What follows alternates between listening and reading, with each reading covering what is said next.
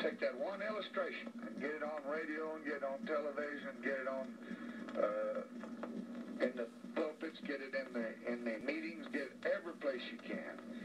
Pretty soon, the fellow that didn't do anything but drive a tractor, he'll say, well, that's not right, that's not fair.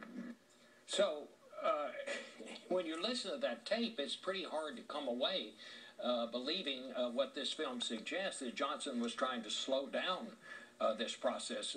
As I understand it, is he was saying to King, look, find some of the worst things you can and focus attention on it, and that will help me bring pressure on the Congress to pass this. And that's exactly what happened, Bob. Lyndon Johnson realized that he couldn't introduce the Voting Rights Act so soon after passing the Civil Rights Act. He had the legislative wherewithal to know that that would not go through Congress. He didn't have the power.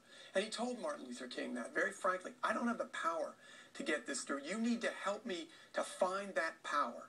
And indeed, that gave the campaign in Selma, gave Lyndon Johnson the moral impetus to introduce it, because that fellow on the tractor, as he said, did conclude that it was not right. There were basic injustices in America that should not stand.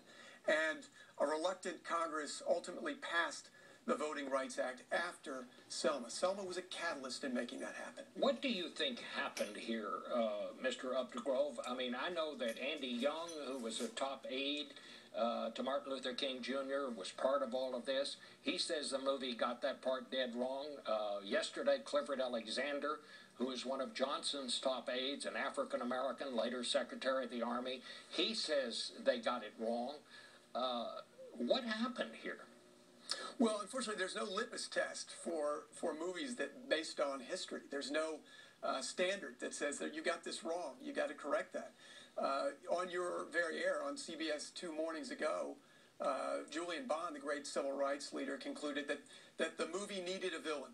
And what better villain than the President of the United States? Unfortunately, it just doesn't ring true historically. Mark Updegrove, I want to thank you very much for joining us this